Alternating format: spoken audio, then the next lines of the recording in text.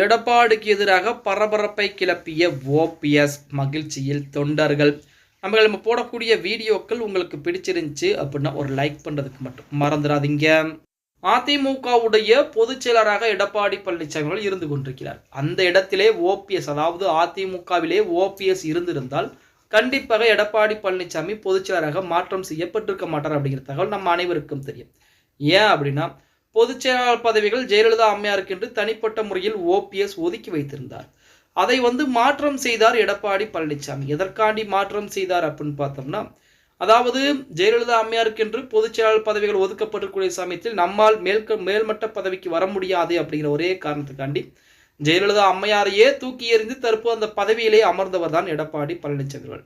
அப்படிப்பட்ட எடப்பாடி பழனிசாமியை எப்பொழுது அதிமுகவிலிருந்து நீக்குகிறோமோ அதுதான் அதிமுகவிற்கு பொற்காலம் அப்படின்னு சொல்லி ஓபிஎஸ் அவர்கள் நேற்றைய தினம் பார்த்தீங்கன்னா ஒரு செய்திகளிலே தெரிவித்திருக்கிறார்.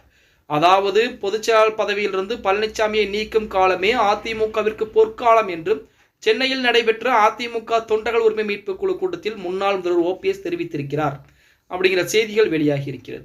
அது மட்டுமல்லாமல் எடப்பாடி பழனிசாமி என்றைக்கு அதிமுகவிலிருந்து விலகுகிறாரோ, அதிமுகவில் முக்கிய பொறுப்புகளிலிருந்து விலகுகிறாரோ அன்றுதான் அதிமுக வெற்றி வாய்ப்பை பதிவு செய்யும். 2026 சட்டமன்ற தேர்தலிலே அதிமுக படுதோல்வி அடைய போகிறது அப்படிங்கிறது எந்த மாற்று கருத்தும் கிடையாது.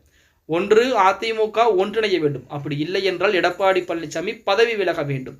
இது ரெண்டு மட்டும் நடந்தால் மட்டும்தான் அதிமுக 2026 சட்டமன்ற தேர்தலில் மாபெரும் ஒரு வெற்றி வாய்ப்பை பதிவு செய்யும் அப்படிங்கிற தகவலை ஓபிஎஸ் அவர்கள் சொல்லியிருக்கிறார்.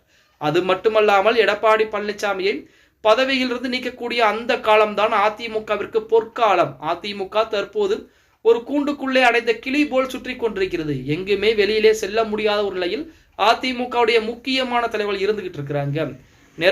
நிறைய தலைவர்கள் பார்த்தீங்கன்னா என்னுடன் ரகசியமாக பேச்சுவார்த்தை என்பது நடத்தி கொண்டுதான் இருக்கிறார்கள் அப்படிங்கிற தகவலையுமே நமது ஓபிஎஸ் தெரிவித்து ஒரு பரபரப்பையை ஏற்படுத்தி இருக்கிறார் அப்படின்னு கூட சொல்லலாம்.